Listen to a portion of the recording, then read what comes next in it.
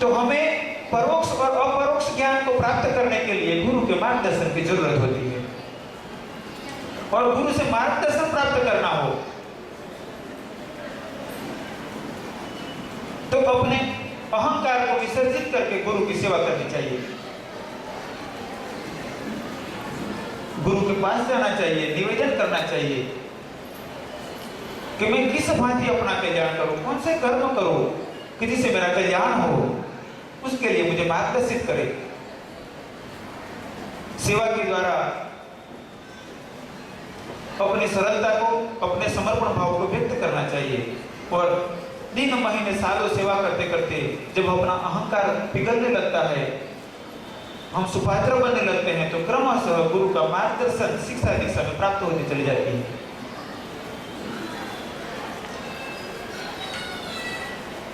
गुरु से ज्ञान प्राप्त करना हो तो गुरु सेवा उसके लिए बहुत जरूरी है।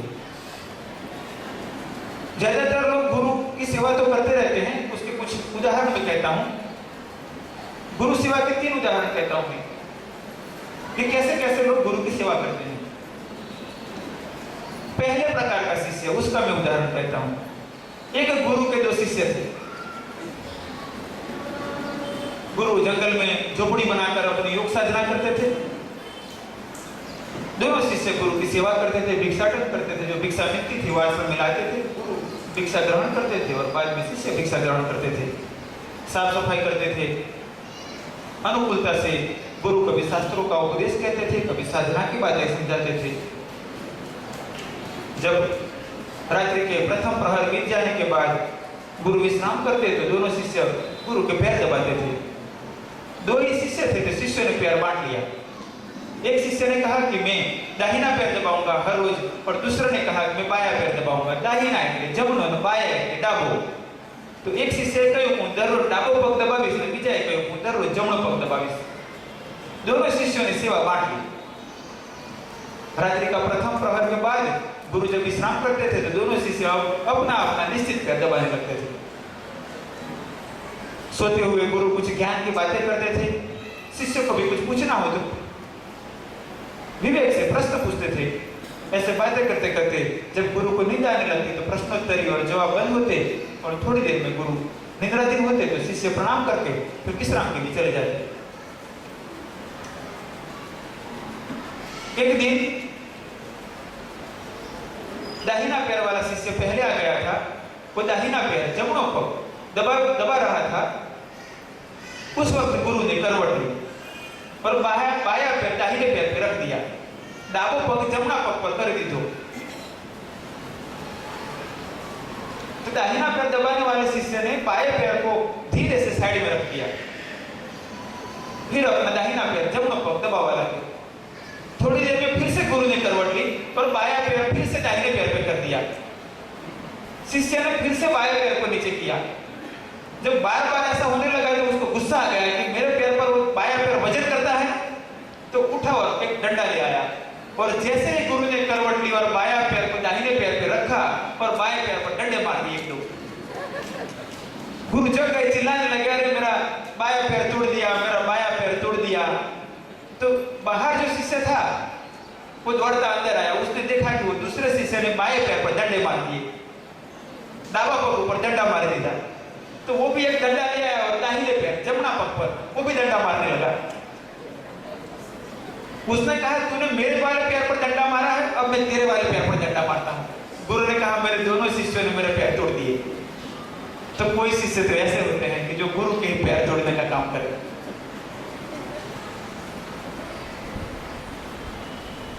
गुरु से ज्ञान प्राप्त करो तो अच्छी बात है, गुरु की सेवा करो तो अच्छी बात है,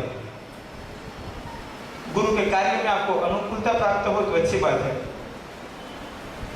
किंतु संसार में किसी भी संत, किसी भी गुरु, किसी भी महात्मा की सेवा करते हो, यदि आपको अरुचिकर लगे तो कभी भी उनकी बुराई मत करना। गुरु से जुड़ना वो आपकी पसंदगी है। जो खुद अपने परिवार को अपने माया मोह से छोड़कर आत्म कल्याण और सर्व कल्याण के लिए निकले हुए हैं, उनके साथ यदि आपको ठीक लगता है तो वो आपकी पसंदगी है। ठीक ना लगे तो कोई बात नहीं, जहां ठीक लगे वहां कार्य करो। किंतु संसार के किसी भी संत महात्मा साधुओं की कभी बुराई मत करना, निंदा मत करना, परेशान मत करना। तो ये पहले प्रकार के शिष्य थे जिन्होंने गुरु की सेवा की और गुरु को डंडे भी मारे। अब दूसरे प्रकार के शिष्य की बात करता हूं। कर्ण अस्त्र विद्या प्राप्त करने के लिए परशुराम के पास पहुंचा। परशुराम उसी जमाने के महान शस्त्रज्ञ, शस्त्र विद्या के महान ज्ञाता महापुरुष।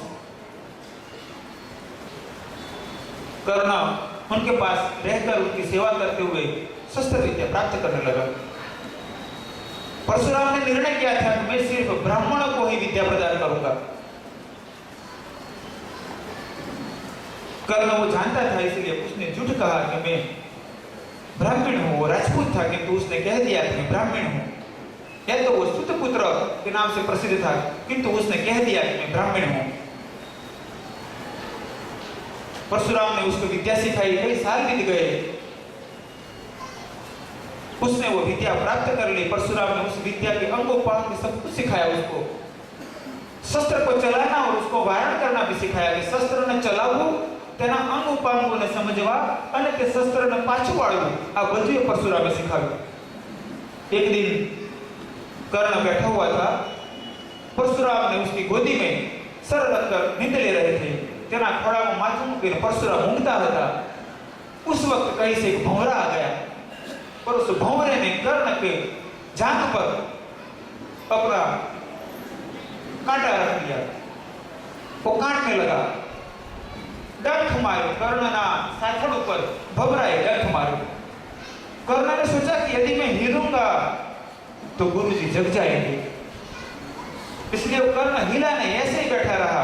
वो भंवरा काटता गया, कर्ण के पैर में खट्टा पड़ने लगा, रक्त बहने लगा और वह गर्म रक्त ने परशुराम के गालों को छुआ। परशुराम की चमड़ी से वो गर्म रक्त ने जब स्पर्श किया, परशुराम जग गए। જ્યારે તે કર્ણની જાંઘમાંથી નીકળતા લોહી પરશુરામના ગાલને સ્પર્શ કર્યો ને પરશુરામ જાગી ગયા। પરશુરામે કહ્યું તું બ્રાહ્મણ ન હોઈ શકે, આટલો ભાવ તું સહીને શાંત બેઠો છો, તું બ્રાહ્મણ ન હોઈ શકે। परशुराम ने कहा कि तू ब्राह्मण नहीं हो सकता है तू। पर उनका गुस्सा देखकर कर्ण कांप उठा। उसने समय याचना की, मैं ब्राह्मण नहीं हूं। परशुराम ने कहा तू झूठ बोला है मेरे से, झूठ बोलकर तूने विद्या प्राप्त की है। जिस वक्त तुझे इस विद्या की जरूरत होगी, सख्त जरूरत होगी, तभी इस विद्या तू विस्मृत हो जाएगी तेरे से। ये दूसरे प्रकार का शिष्य। पहले प्रकार के शिष्य तो गुरु को भी झंडा भरने वाले, दूसरे प्रकार के शिष्य गुरु से छल करने वाले। कभी कभार ऐसा होता है लोग गुरु की सेवा करते हैं और गुरु के आश्रम से संपत्ति प्राप्त करने का चाहते हैं, गुरु के नाम से संपत्ति प्राप्त करने का चाहते हैं। कभी कभार गुरु के संस्थाओं में सेवा करने के लिए आते हैं और अधिकार चाहते हैं, मेरे सत्ता मेरा अधिकार। तब ये कर्ण जैसे होते हैं लोग। और तीसरे प्रकार का शिष्य की मैं बात कहता हूं, ऐसे बनना आप लोग। वो पहले वाला भी मत बनना और दूसरे वाला भी मत बनना, तीसरे वाला बनना। सिख परंपरा के स्थापक गुरु नानक देव, उनके कई शिष्य थे, उसमें एक था लेहना। लेहना नाम नो गुरु नानक नो शिष्य। गुरु नानक ने एक बार अपने शिष्यों की परीक्षा लेने की ठान ली। પોતાના શિષ્યોની પરીક્ષા લેવા અંગત કર્યું।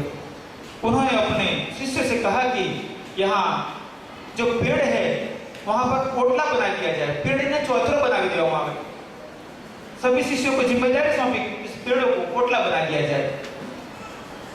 सभी शिष्यों ने खुशी खुशी से गुरु की इच्छा पूर्ण करने का निर्णय लिया। एक एक शिष्य ने एक एक पेड़ बांट दिया और बढ़िया सा कोटला बना दिया, खूब सरस चौतरा बना दिया, सुंदर चौतरा बना दिया। गुरु नानक से कहा कि गुरुजी आपकी इच्छा के अनुसार हमने सब पेड़ों के आसपास कोटला बना दिया है। गुरु नानक आए और देखा, खुश हो गए। फिर कहा कि अब ये सभी कोटलों को तोड़कर फिर जैसा था वैसा कर दिया जाए। शिष्यों ने खुशी खुशी से थोड़े दिनों में कोटला तोड़कर फिर जैसे पेड़ खुले थे वैसा कर दिया। फिर नानक से कहा कि अब जैसे पहले पेड़ थे वैसे ही खुले कर दिए हैं। गुरु नानक आए और प्रसन्न हुए, बहुत अच्छा आपने पेड़ को खुला कर दिया है, किंतु मुझे लगता है कि पहले ओटला बनाया गया तो वो अच्छा था, फिर से ओटला बना दिया जाए। शिष्य ने फिर से शुरू किया और फिर ओटले बना दिए गए। दोबारा गुरु नानक ने कहा है कि ओटला तोड़ दो, खुले ही पेड़ अच्छे। फिर जब ओटला बन गया तो फिर गुरु ने कहा 2 बार 3 बार 4 बार। फिर धीरे धीरे शिष्य कहने लगे गुरु पागल हुए। शिष्य कहने लगे गुरु जी को इतना पता नहीं है कि इतनी शक्ति लग रही है, एक बार बनाते हैं तुड़वाते हैं, बनाते हैं तुड़वाते हैं। तो कुछ शिष्यों ने काम करना बंद कर दिया।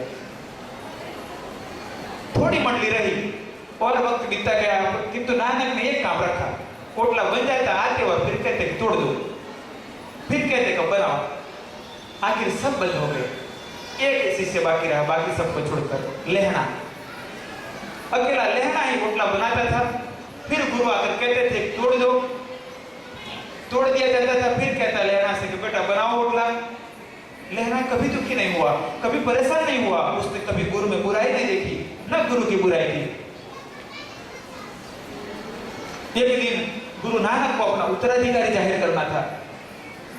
सभा मंडप में बहुत से शिष्यव्रत थे और गुरु ने कहा कि लहना उसका नाम रखता हूं मैं अंगद देव, और आज से मेरा शिष्य मेरी परंपरा का उत्तराधिकारी बनेगा।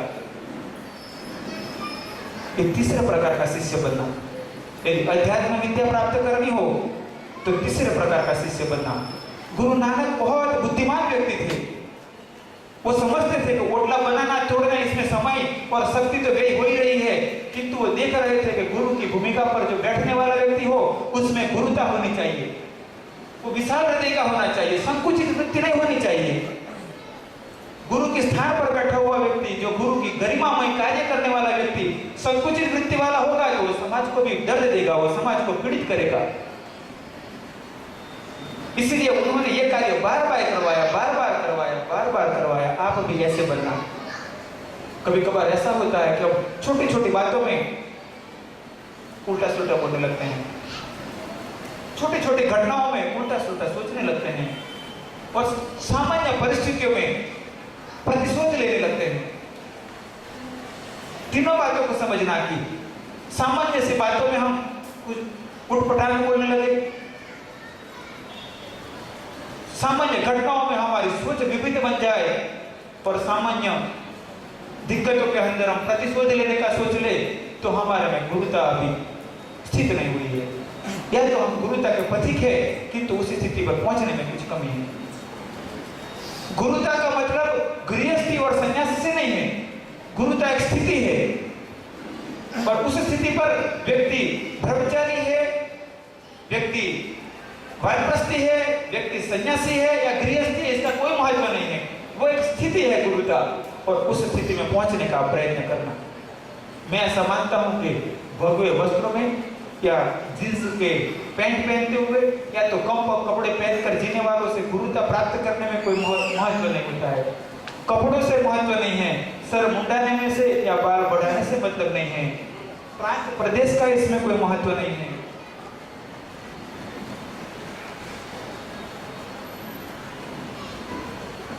आप राम को मानते हो, कृष्ण को मानते हो, शिव को मानते हो, माता जी को मानते हो, साकार को मानते हो या निराकार को मानते हो, इसका कोई महत्व नहीं है।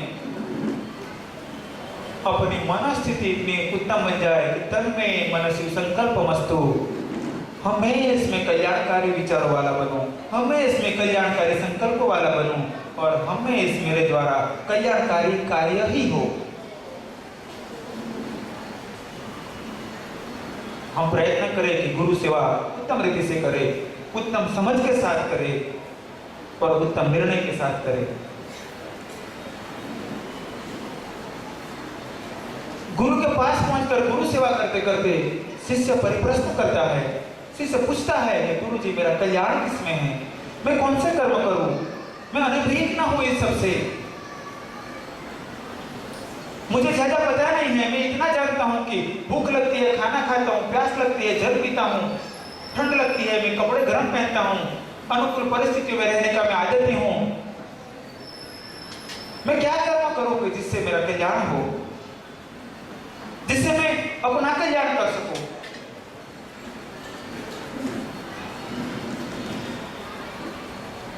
मेरी परिस्थिति ऐसी है कि बिल्ली निकलता और मुंह बैठता है। एक परिस्थिति में से अभी तो बाहर नहीं आता हूं और दूसरी परिस्थिति में उलझ जाता हूं। न मैं अपने क्रोध को जीत पाता हूं, न लोभ को जीत पाता हूं, न मोह को जीत पाता हूं। मुझे क्या करना चाहिए?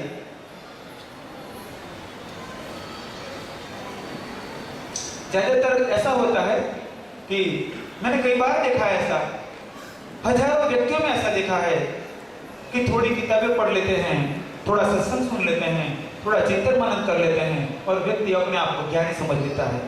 जब गुरु बात समझाता है, संत तो कोई बात समझाते हैं, चाहे संसार की कोई भी संत महात्मा हो, जब धर्म की कल्याण की बात समझाते हैं तो थोड़ी पढ़ी हुई किताबें और थोड़ा चिंतन मनन में इतना अहंकार हो जाता है कि हम वो साधु संतों से भी हम ज्यादा बुद्धिमान हैं, या तो वो मार्गदर्शन देने वालों से भी हम ज्यादा बुद्धिमान हैं। व्यवहार में कहते हैं ओवर कॉन्फिडेंस। और ऐसे व्यक्ति ज्यादातर चोट खाते हैं और ऐसी चोट खाते हैं कि फिर ज्यादा पछताते हैं और बोल भी नहीं पाते हैं। जिनको धर्म के मार्ग पर, आत्म कल्याण के मार्ग पर या तो व्यवहारिक मार्ग पर अपने ज्ञान से भी ज्यादा बुद्धिमान है, ऐसा अहंकार हो, ऐसा व्यक्ति ज्यादातर चोट खाता है और चोट खाकर बोल भी नहीं पाता है।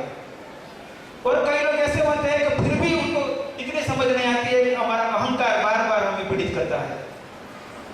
बुद्धिमान व्यक्ति तो ऐसा होता है कि छोटे बच्चों से भी ज्ञान प्राप्त कर ले, प्रकृति की घटनाओं से भी ज्ञान प्राप्त कर ले, बूढ़े बुजुर्ग अनपढ़ में से भी ज्ञान प्राप्त कर ले।